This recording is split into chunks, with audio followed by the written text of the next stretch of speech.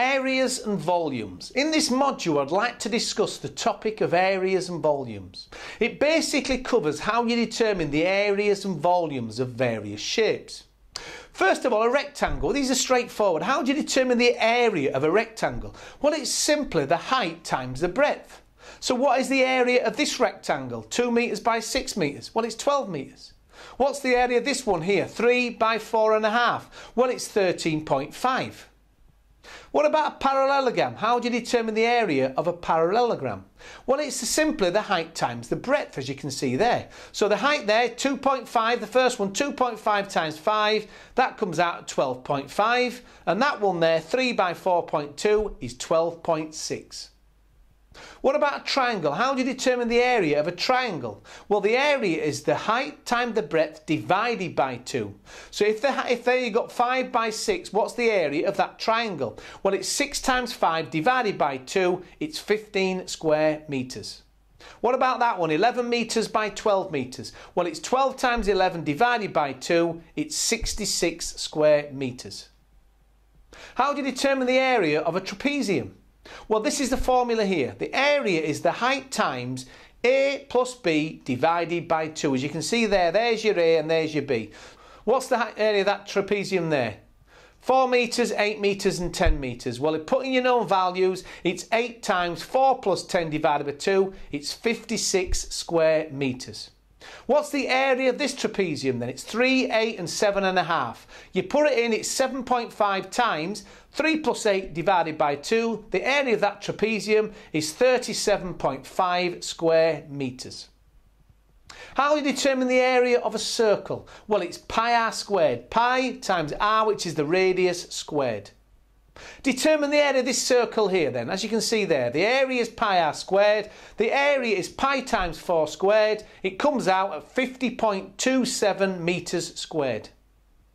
Determine the area of that circle. Pi r squared again. Pi times 2.5 squared is 19.63 metres squared.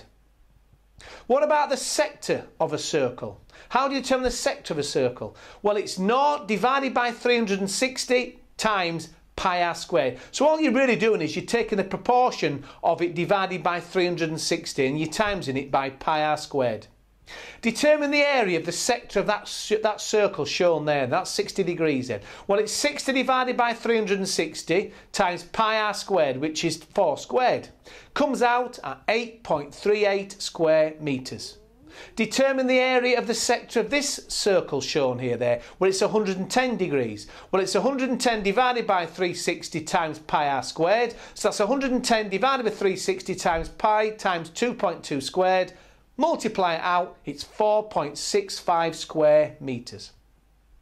How do you determine the ring of a circle? Well, the formula is pi times r squared, capital R squared, minus little r squared.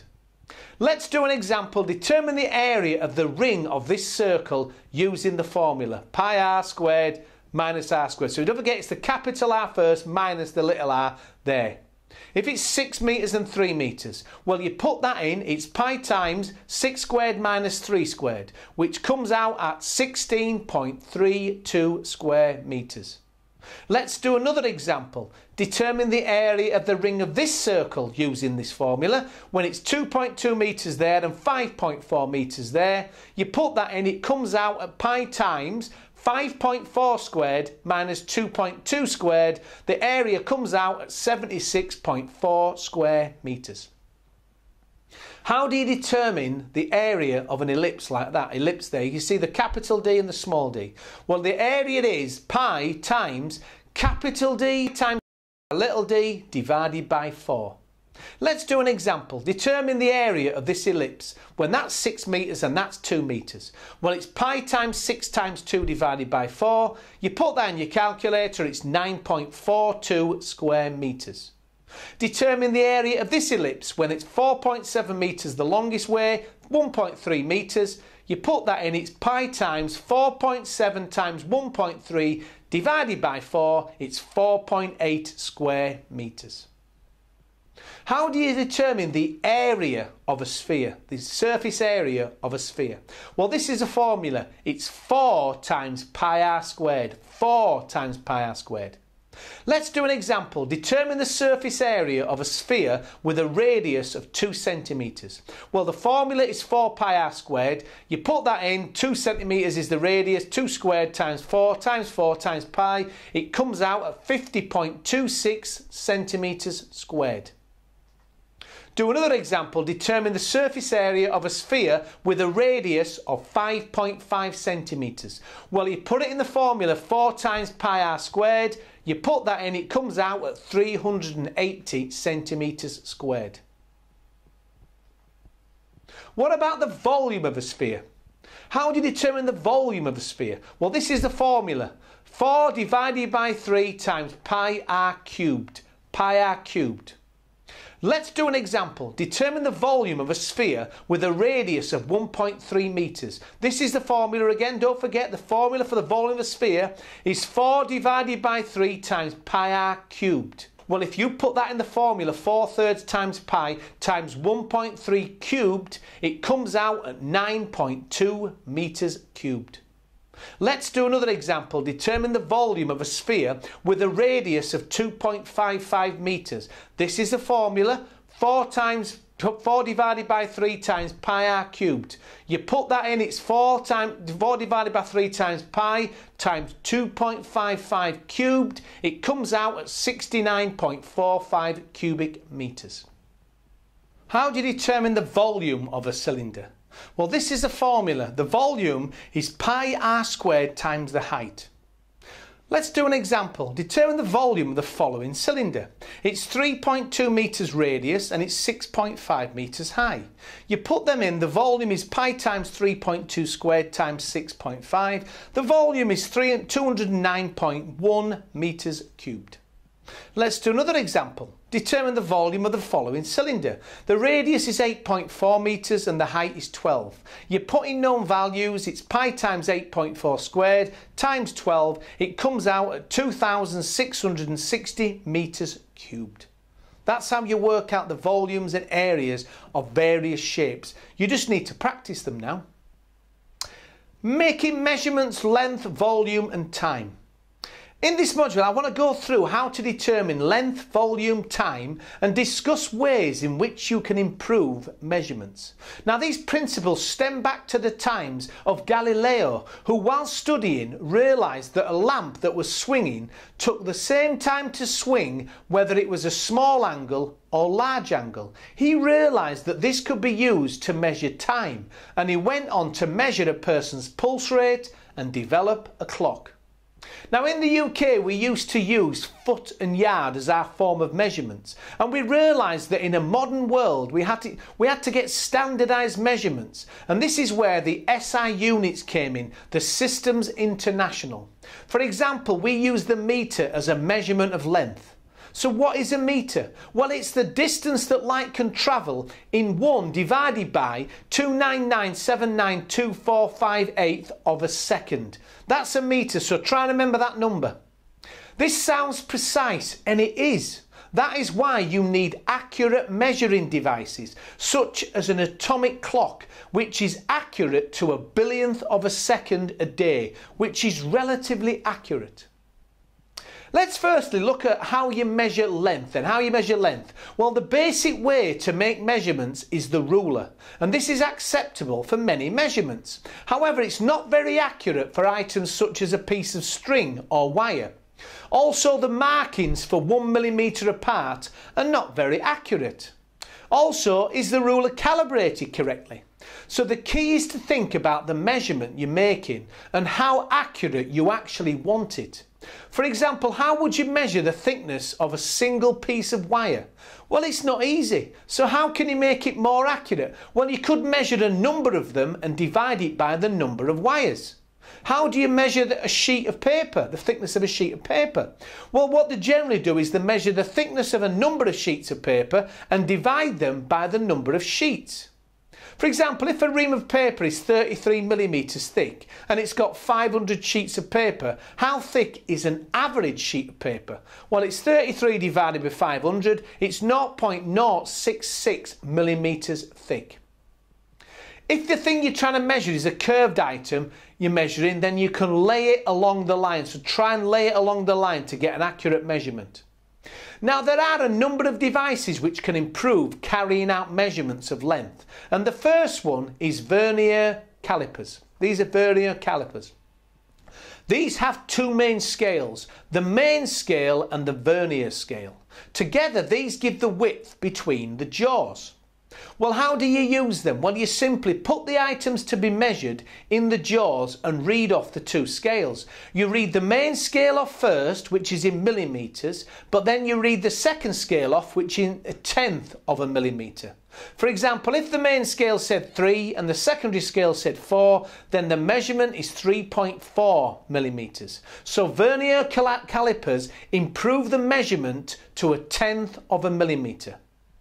Now you can get more accurate measurements if you need it using a micrometer screw gauge. As you can see here, this device also has two scales. The first one is the main scale, which again is accurate. This is accurate now to 0.55 millimeters, and the fractional scale, which has 50 divisions.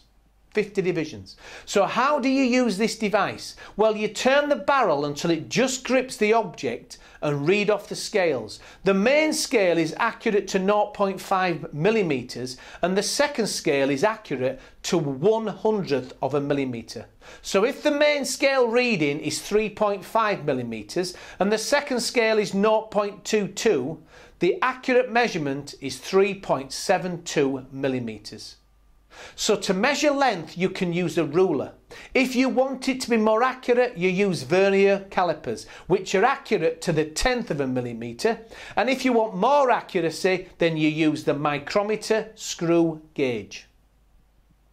What about measuring volume? How do you measure the volume of an object? Well, there's a number of formulas which can be used to determine the volume of many objects, such as cubes, spheres, etc., and that was covered earlier on.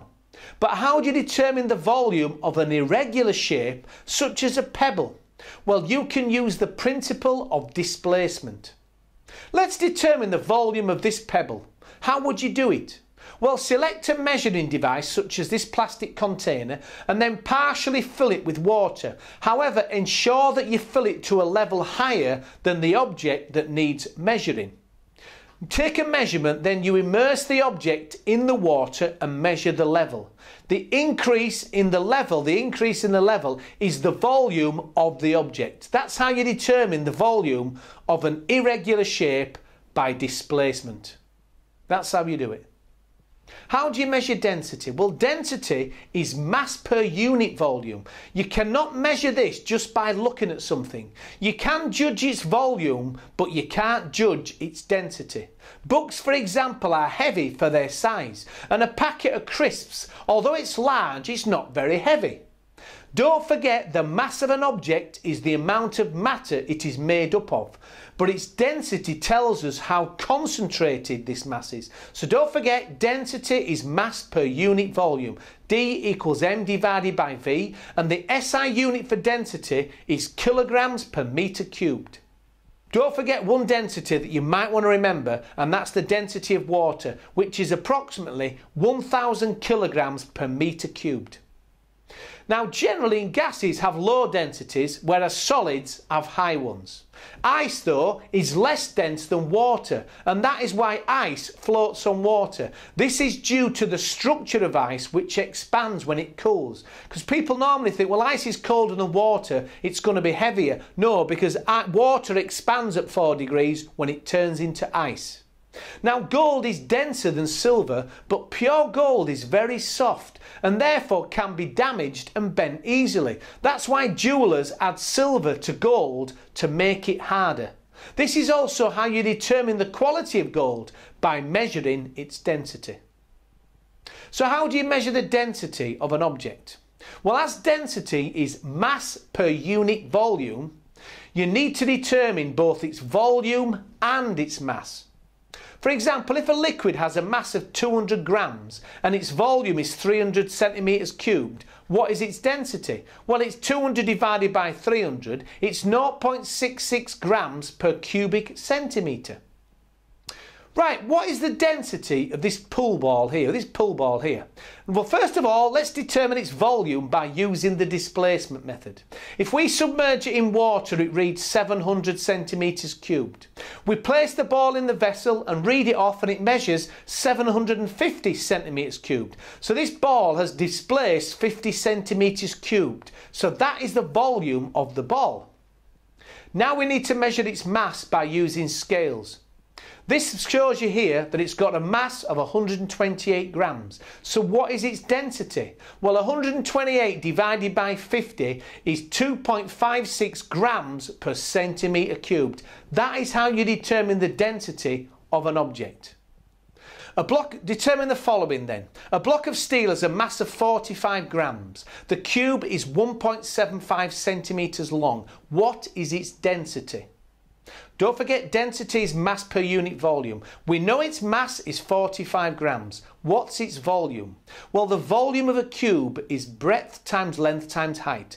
1.75 times 1.75 times 1.75, which equals 5.36 centimetres cubed. So its density is mass per unit volume. 45 divided by 5.36 is 8.39 grams per centimetres cubed. Determine the density of a liquid with the following information. The mass is 1.25 kilograms and the volume is 0.45 cubic meters. The density is mass per unit volume. 1.25 divided by 0.45 is 2.778 kilograms per meters cubed. That's how you measure density. Measuring time. How do you measure time? For example, on a running track they use a stopwatch to measure time, and a fraction of a second can make all the difference. In the 100-metre race they measure to 1/100th of a second, whereas in a marathon it's less important. You may need to measure the time it takes for an object to heat up to a certain temperature, or for the time for a moving object such as a car to travel from point A to point B. So what can you do to measure the time accurately? Well, they can use a light gate connected to a timing device. This is how they measure time in a race. The time stops when the runner crosses the finishing line. What you have a light gate there, you've got that light source there which is linked to a timer, and you've got 2 points, start and finish. There's 2 points there. How does it work? You've got a light source, infrared light beam, linked to a timer. When an object passes in front of the light, it starts the timer. And when it has passed in front of it, the light source reappears and the timer stops. For example, if the object, which is 10 centimetres long, takes 0.2 seconds to pass through the light gate, what is its speed? Well, it's 10 divided by 0.2, it's 50 centimetres a second, or 0.5 metres a second. How do you measure a short period of time? For example, when a pendulum swings from left to right and back again, this is called a period. How do you measure this period? Well, because it swings at a steady rate, you can measure a number of swings and divide the time by the number of swings.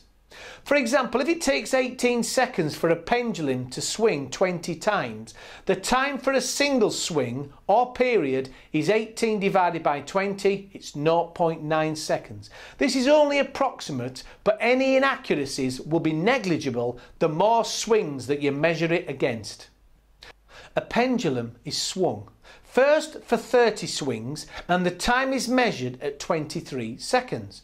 But the time for 45 swings is 34.8. Determine the average time per period, and if it's different, explain why. Well, the first time is 30 divided by 23, it's 1.3 seconds. The second time is 45 divided by 34.8, it's 1.29 seconds. It's slightly different, and this will be down to the accuracy of the timing of the swings. A digital stopwatch measures time to precision of 0.01 seconds. This is far more precise than human error, which is about 0.2 seconds. To improve the accuracy of any measurement of time, time it over as long a period as possible. It is far more accurate to time 150 swings of a pendulum with a stopwatch than it is to time 20 swings. How do you improve the reliability of a time measurement? Well, you repeat the measurement. Measuring speed. How do you determine the speed of a moving object? A car, for example. Well, the driver can tell how fast he's going by looking at the speedometer. Police can monitor how fast your car is going using a radar gun. This uses the Doppler effect, which is basically using the frequency of a wave which gets closer as the vehicle approaches. They can also use another method, which is by knowing the distance between 2 points and simply measuring the time it takes to travel between the 2 points. There is more than one way though to determine the speed of a moving vehicle, but several of these need to rely on two measurements: the distance travelled and the time taken to travel between these 2 points. That is why the average speed is distance travelled divided by the time taken. As you can see, it has to be the average speed. This is because you are not sure at what speed it was doing all the time. You've only got an average speed if you time it between 2 points. If I time someone running 50 metres and then divide it by the time, it will give you the average speed, not the speed at any one point. For example, what is the average speed of a dog that runs 850 metres and it takes 2 minutes 20 seconds? Well, it's 850 divided by 140, which is 140 seconds. It's 6.07 metres a second. That's how you determine the average speed. Now, because you use the formula speed is distance over time, this can be rearranged to determine either the distance travelled or the time it will take to travel a certain distance. In other words, you can work out other parameters. For example, a spacecraft is travelling at a steady speed of 8 kilometres a second. How long will it take to complete a single orbit around the Earth, which is a distance of 40,000 kilometres? Well, what's the formula? Speed is distance over time. If you transpose this, time is distance over speed. And the time is 40,000 divided by 8, which comes out at 5,000 seconds. And that is 83.3 minutes or 1 hour 23 minutes. That's how long it will take. Let's do some practical examples. A helicopter travels 1,500 metres in 8 seconds. What is its speed? Well, speed is distance over time. 1,500 divided by 8, it's 187.5 metres a second. A bicycle travels 800 metres in 4 minutes. What's its speed? Speed is distance over time. Therefore, the speed is 800 divided by 4. It's 200 metres a minute or 3.3 metres a second. A car travels 100 kilometres and it takes 71 minutes. What is its speed? Well, speed is distance over time. 100 divided by 71 is 1.4 kilometres a minute or 84 kilometres an hour. How long would it take me to walk from my house in Cambridge to London if I travelled at 3 kilometres an hour and the distance is 90 kilometres? Well, time is distance over speed. It's 90 divided by 3, it's 30 hours. A car travels at a speed of 40 metres a second for 30 seconds. How far does it travel in this time? Well, distance is speed times time. 40 times 30 is 1,200 metres. Cyclist travels 500 metres in 3 minutes. What is his speed? Well, the speed is distance over time. Therefore, it comes out, if you put it in the formula, at 2.778 metres a second.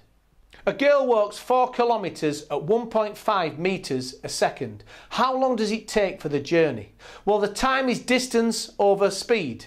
And that comes out, if you put it in the formula, at 2,667 seconds. Distance against time graphs. A journey can be represented graphically by plotting the distance travelled on the y-axis and the time taken on the x-axis. Then you look at the shape of the graph which describes the journey. The gradient of the graph, which is the y step divided by the x step, as you can see there. For example, this graph shows you the distance time graph for a fire engine travelling to an incident. So it's a fire engine off to an incident. It shows you initially that the fire engine was accelerating at a slow rate initially and then suddenly accelerated at a high rate until it suddenly stops due to traffic congestion or it reaches the incident.